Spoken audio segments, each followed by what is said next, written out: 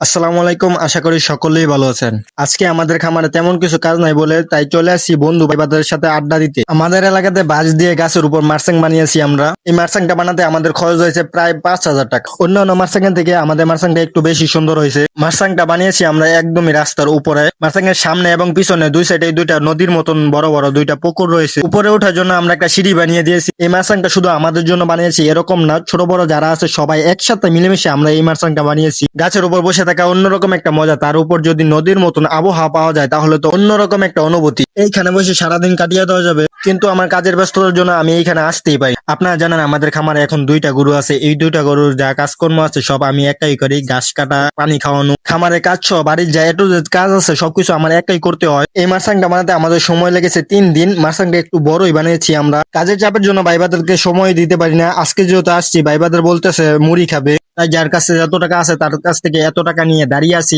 আরো দুইজন গেছে বাড়িতে, তারা আসলে তারপর আমরা বাজারে চলে যাব। তো আমরা বাজারের জন্য রওনা হয়ে গেছি। বাজারে গিয়ে মুড়ি বানাতে যা যা দরকার পড়ে তা নিব, আর আমরা একটু বেশি নিব কারণ আমাদের ভাই বাদার বন্ধু বান্ধব মিলে প্রায় 10 জন হবো। তো আমরা মুড়ি নিয়ে নিতেছি প্রায় 1 কেজি, আর চানাচুর নিয়ে নিতেছি প্রায় আধা কেজি, সাথে আচার আরো মশলা নিছি। এই যে এগুলো হচ্ছে বোম্বাই মরিচ। এই বোম্বাই মরিচ গুলো নাকি বন্ধুর খুবই ভালো লাগছে, তো আমরা এই মরিচ গুলো নিয়ে আসছি 4টা। তো আমরা আগেই বলে দিয়েছিলাম কাটাকাটি শুরু করে দিতে। আইসা দেখে এখনো কাটাকাটি শেষ হয় নাই, আর মুড়ি খেয়ে আমার তাড়াতাড়ি বাড়ি যেতে হবে কারণ আকাশের অবস্থা দেখে মনে হচ্ছে বৃষ্টি আসবে। দেখতেই পারতেছেন আমাদের মার্সাংটা কতটুকু বড়। এইখানে 10 থেকে 15 জন এমনিতেই বসতে পারে। উপর থেকে যেন কেউ না পড়ে যায় এর জন্য আমরা 4 সাইডে দুইটা করে বাঁশ দিয়েছি, আর নানান রকম সেফটি দিয়ে আমরা এই মার্সাংটা বানিয়ে। যেহেতু আমার জলদি বাড়ি যেতে হবে তাই আমি শুরু করে দিয়েছি কাটাকাটি। কাটার সময় ভুলে বোম্বাই মরিচ গুলো আমি কেটে ফেলেছিলাম। কাটার সময় এত একটা জ্বালা যন্ত্রণা করে নাই, কাটার পরও বুঝতে পারছি এর মজা কেরকম। তবে একটা কথা সত্যি, গাছের উপর বসার মজাটাই আলাদা। তো আমাদের কাটাকাটি প্রায় শেষই। কাটাকাটি শেষ করেই আমরা শুরু করে দিলাম মাখামাখি। এর মধ্যেই হাঁটাহাঁটি শুরু করে দিছে, খাওয়া খাই শুরু করে দিছে। তবে সবার থেকে মজা করে আমি মুড়িটা বানাই, তাই মুড়িটা আমিই বানাইলাম। যাই বলেন, গাছের উপর বসে মুড়ি খাওয়ার অনুভূতিটা অন্যরকম। সবাই ভালো থাকবেন। ভিডিওটা আপনাদের কাছে কেমন লেগেছে অবশ্যই কমেন্টে জানাবেন।